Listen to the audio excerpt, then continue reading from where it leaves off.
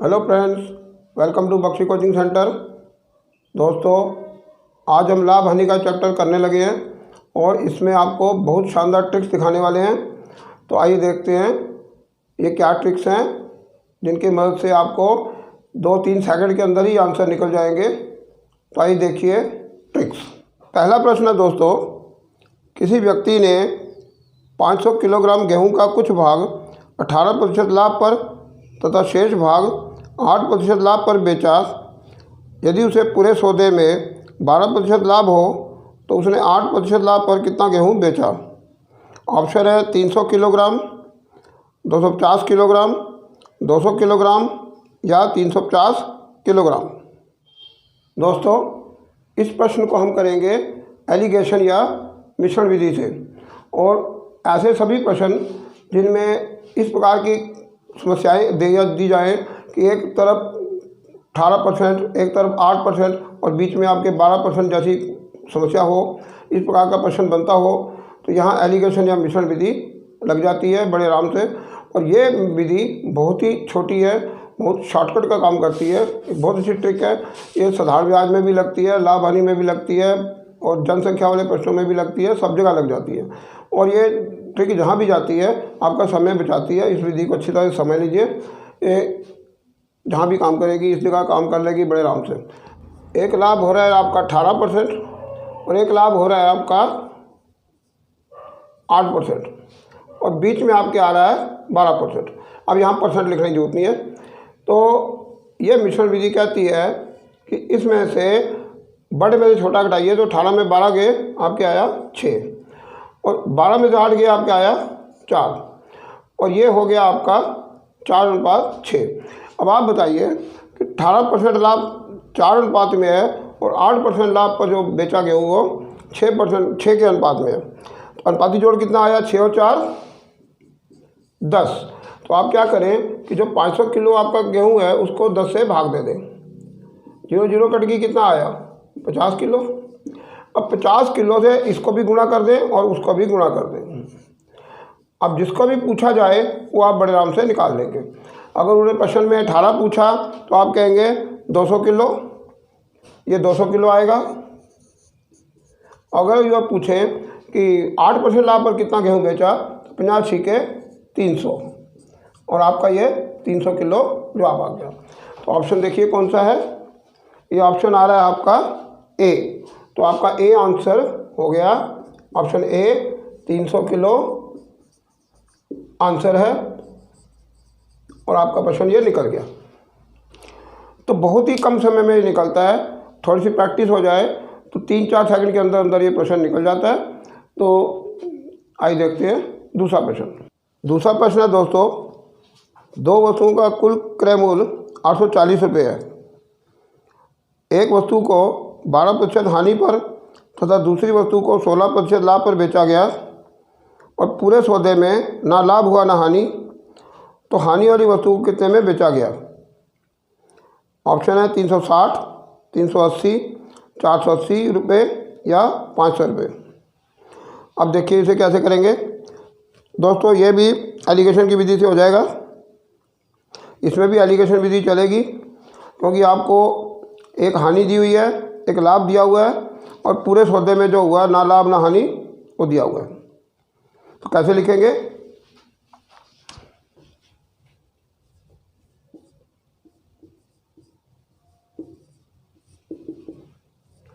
तो इसमें क्या करेंगे, इधर लिख लेंगे हम हानि और इधर लिख लेंगे लाभ। हानि बचत, लाभ बचत। कितना है हानि? देखिए, हाँ एक बात जरूर ध्यान रखिएगा, हानि को माइनस में लिखना है और लाभ को प्लस में लिखना है। तो कितने परसेंट हानि हुई थी? 12% और लाभ कितना हुआ था? 16%। परसेंट लिखने की जरूरत नहीं, परसेंट में लगा दिया। और पूरे सौदे में ना लाभ हुआ ना हानि हुई, तो मतलब 0 हो गया। ठीक है, हानि होती थी यहाँ मैं माइनस लगाता और लाभ होता तो मैं प्लस में लिख देता, पर ना लाभ ना हानि का मतलब है 0। अब क्या करेंगे, 16 में से 0 गए 16। अब 0 बड़ा है -12 से, 0 में से -12 घटाएंगे। तो कैसे घटाएंगे देखिएगा, 0 में से -12 को ऐसे घटाएंगे, ये नहीं 0 - 12 लिख दें, 0 - -12, ब्रैकेट खुलने पर क्या होगा, ये माइनस प्लस हो जाएगा, 0 + 12 मतलब 12, कहाँ जाएगा जी 12, यहाँ आ जाएगा। या तो 16 12 का अनुपाती जोड़ लीजिए, नहीं तो आप 16 को सरल कर लीजिए, 4 चौके 16 और 4 तिये 12, तो कितना दिया था हमको दिया था 840, ठीक है। तो हम क्या करेंगे, अपने 840 को अनुपाती जोड़ 4 और 3 से भाग देंगे, कितना आएगा 120। तो क्या करें, 120 को इसको गुणा करें, 120 को इसको गुणा करें, कितना हो गया 12 चौक 48, 480, और ये हो गया 12 × 36 360। अब क्या पूछा गया है, हमें पूछा गया है कि हानि वाली वस्तु को कितने में बेचा गया। तो हानि वाली वस्तु को बेचा गया है, कितने में बेचा गया है, हानि वाली वस्तु किधर है, इधर है, हानि वाली वस्तु को बेचा गया 480 में। तो 480 क्या आया आपका आंसर, 480 रुपये आंसर। और ये कौन सी ऑप्शन में है, ये ऑप्शन है आपका सी, आंसर आ गया आपका। तो दोस्तों आपने देखा कि एलिगेशन विधि कितनी आसानी से कितने कम समय में प्रश्न को निकालती है, तो इसलिए आप इसे समझ लें, बहुत अच्छी ट्रिक है ये। तो आगे देखते हैं तीसरा प्रश्न। तीसरा प्रश्न है दोस्तों, यदि कोई वस्तु 16% लाभ के स्थान पर 20% लाभ पर बेची जाए तो 10 रुपये अधिक मिलते हैं, तो वस्तु का क्रय मूल्य कितना है। ऑप्शन है 200 रुपये, 250 रुपये, 300 रुपये या 350 रुपये। तो आइए देखते हैं दोस्तों तीसरे प्रश्न को कैसे करना है। तीसरे प्रश्न में मुझको 2 लाभ दिए गए हैं, एक लाभ है 20% लाभ और दूसरा है 16% लाभ। अब आप बताइए मेरे को कि 20% लाभ में से अगर मैं 16% लाभ घटाऊंगा तो मुझे कितना मिलेगा, 4% लाभ, ठीक है। और मेरा ये जो 4% लाभ आ रहा है परसेंटेज में 4, किसके बराबर है, रुपयों में 10, ठीक है। मेरे को 20% लाभ की बजाय 16% लाभ लेना है। अगर मैं 16% लाभ की जगह 20% लाभ लेता हूँ तो मुझे 4% ज़्यादा लाभ होता है, लेकिन वो कह रही है कि 16% लाभ की बजाय अगर मैं 20% लाभ पर बेचूँ तो मुझे 10 रुपये ज़्यादा मिलता है। अर्थात मेरे परसेंटेजों में जो 4% आया, दोनों का अंतर वो 10 रुपये के बराबर है। मुझे क्रय मूल्य निकालना है, और दोस्तों क्रय मूल्य कितना होता है, हमेशा 100% होता है, 100% होता है। 100% मुझे कैसे पड़ेगा, इस 4 को मैं करूँगा 25 से गुणा, और फिर क्या मिलेगा 100%, और 100% क्या है मेरा क्रय मूल्य, और ये बन गया मेरा क्रय मूल्य। तो गुरुजी अगर इधर 25 से गुणा किया तो इधर क्या करेंगे, इधर भी 25 से गुणा करेंगे, कितना आया 25 आए 250, तो 250 रुपये मेरा कितना आ गया क्रय मूल्य। अब 250 रुपये कौन से ऑप्शन में है, ये 250 ऑप्शन में आ रहा है बी में। लो जी आपका आंसर आ गया है ऑप्शन बी, हो गया आपका प्रश्न। बस इतना ही है ये, ठीक है। अब देखते हैं अगले चौथा क्वेश्चन। चौथा प्रश्न है दोस्तों, कोई वस्तु 19% हानि के स्थान पर बेचने के स्थान पर 17% लाभ पर बेची जाए तो 162 रुपये अधिक मिलते हैं। वस्तु का क्रय मूल्य ज्ञात कीजिए, और ऑप्शन दिया है 450 रुपये, 400 रुपये, 500 रुपये या 550 रुपये। चौथे प्रश्न में दोस्तों हमें दिया गया है 19% हानि होती है और 17% लाभ होता है। तो लाभ कितना है 17%, उसमें से हम क्या करेंगे 19% को जो कि हानि हमारी घटाएंगे। दोस्तों कैसे घटाना है, देखिए ऐसे घटाना है, 17% में से 19% को घटाना है। परसेंट लिखने की आप जरूरत नहीं है, 17, लेकिन ये माइनस माइनस क्या हो गए, जमा हो गए। 17 जमा 19 कितने होते हैं 36, ठीक है। 17 जो 19 कितने हो गए 36%। अब ये दोस्तों देखिए इकाई लगेगी आपकी कि जो 36% है वो आपका बराबर है किसके, उन्होंने क्या कहा था कितने पैसे 62 अधिक मिलते हैं, अगर 19% हानि की बजाय 17% लाभ पर बेचे तो 162 रुपये अधिक मिलते हैं, तो वो हो गया आपके 162। ठीक है, हमने 17% लाभ में से 19% हानि को घटाना है, तो देखिए ध्यान से इस तरह से घटाना है, -19 को 17 में से घटाना है और ये ब्रैकेट खुलने से माइनस माइनस होगी प्लस, और 17% और 19% आपस में जाएंगे जुड़ और ये आएगा 36%। अगर आपको ये चीज़ नहीं समझ आई है तो मैं आपको उधर एक समझा देता हूँ, देखिए कैसे होता है ये होता है इस तरह से, यहीं देख लीजिए, मैं बाद में बता दूँगा। अगर आप -19 को इस तरह लिख लेते हैं कि ये 19% माइनस में है, ठीक है, और आगे क्या होगा 0 और आगे क्या होगा 17 जो कि लाभ है। ठीक है, ये हानि है ये लाभ है, ये माइनस में है प्लस में है, तो यहाँ से यहाँ तक जाने के लिए मुझे कितना कदम चलना पड़ेगा 19 स्टेप। ठीक है, और 0 से 17 जाने के लिए कितने 17 और 19 स्टेप और 17 जुड़ के कितने होंगे 36। अब आपको समझ आ गई बात। तो ये कारण होता है कि जब हम 19% हानि से 17% लाभ पर जाते हैं तो हम ये नहीं कि 19 में से 17 घटा के क्या 2% आया, नहीं ऐसे नहीं आएगा। 19% से मुझे 0 पे जाने के लिए 19 स्टेप जाने पड़ते हैं और फिर 0 से 17 पे जाने के लिए 17 स्टेप जाते हैं, तो ये 19 और 17 जुड़ के 36 हो जाता है। ठीक है, इसलिए आपने अगर ध्यान घटाना है तो इसमें दिमाग में बिठा लीजिए, एक माइनस में हो और एक प्लस में हो तो उनका अंतर निकालने के लिए उनको जोड़ा जाता है। अगर दोनों माइनस में हो तो घटाते हैं और दोनों प्लस में हो तब भी घटाते हैं, लेकिन एक माइनस में और एक प्लस में हो तो जोड़ते हैं। तो आपका 36% आ गया और इकाई सिंपल सी है कि 36% जो है ना हमारा वो 162 रुपये के बराबर है, और 1% किसके बराबर है 162/36। और मेरे को कितना निकालना है, क्रयमूल्य कितना होता है 100%, 100% बराबर है गुणा 100। अब 18 का पढ़ा चलाइए, 18 दूनी 36 और 18 9 162 और 2 से गुणा कर दीजिए, कितना आया, ये आया आपका 50, 4 दूनी 100, तो 9 गुणा 50 कितना आ गया 450।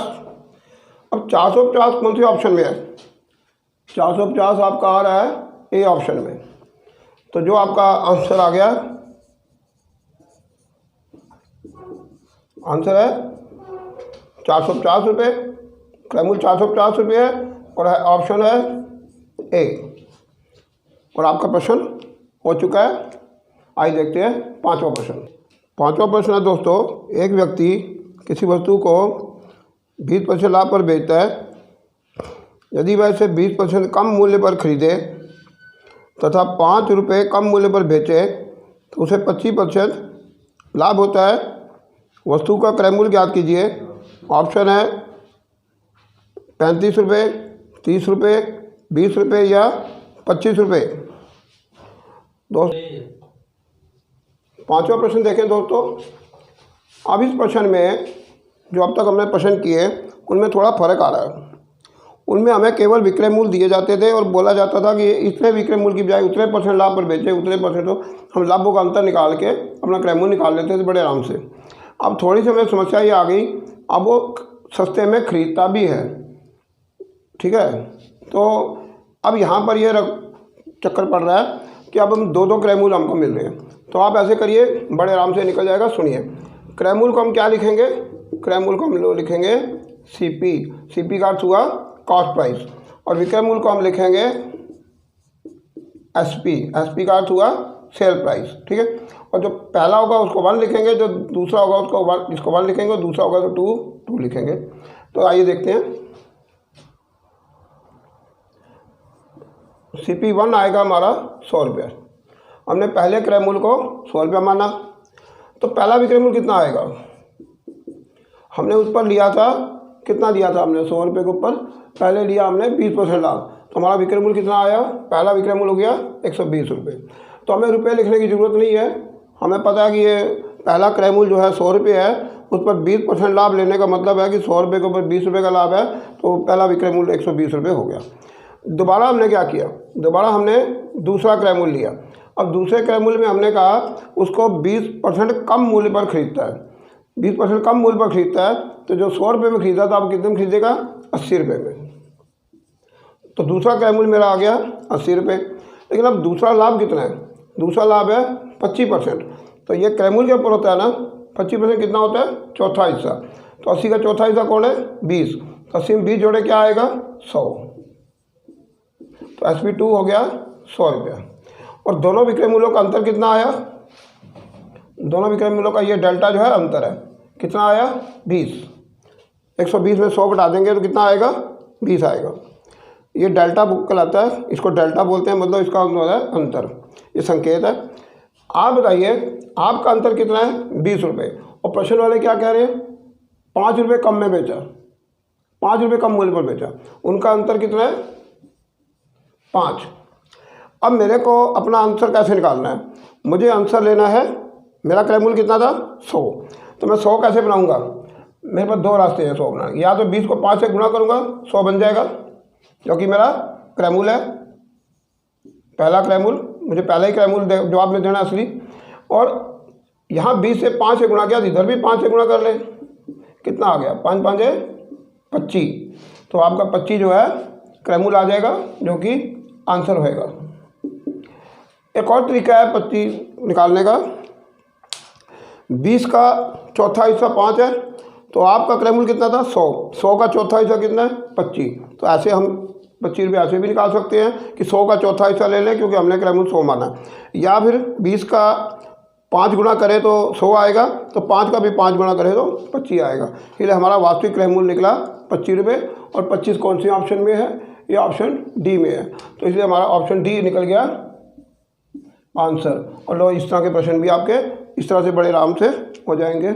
आइए देखते हैं 6वां प्रश्न। 6वां प्रश्न है, एक व्यक्ति एक मशीन 5% लाभ पर बेचता है। यदि वह उसे 5% कम मूल्य पर खरीदे तथा 1 रुपया कम मूल्य पर बेचे तो उसे 10% लाभ होता है। मशीन का क्रय मूल्य ज्ञात करिए। ऑप्शन है 300 रुपये, 400 रुपये, 200 रुपये या 250 रुपये। तो आज देखते हैं कैसे करना है 6वां प्रश्न। 6वां प्रश्न है दोस्तों, एक व्यक्ति मशीन को 5% लाभ पर बेचता है। तो हमने क्या करना है? पहला विक्रय मूल्य 100 रुपये मान लिया। अब उसने लिया था 5% लाभ, तो 5% लाभ लिया तो 100 में 5 जोड़ेंगे 105।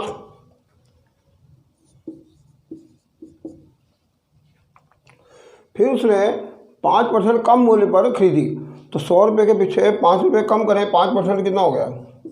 95 में खरीदी। अब उसका लाभ कितना है? 10%। तो दोस्तों 95 का 10वां हिस्सा कितना है? 9.5 या 9 रुपये 50 पैसे। तो हम क्या करेंगे? 95 में 9 रुपये 50 पैसे जोड़ देंगे, कितना आ गया? 9 5 14, 104 रुपये 50 पैसे। तो आपका SP2 आ गया 104 रुपये 50 पैसे। और दोनों विक्रय मूल्यों का अंतर कितना आएगा? 50 का 50 आ गया, और यहाँ रह गया 4, खत्म 0। तो आपका अंतर आया है 50 पैसे। अब देखिए वो क्या करे, 1 रुपया कम में 1 रुपया कम में बेचे।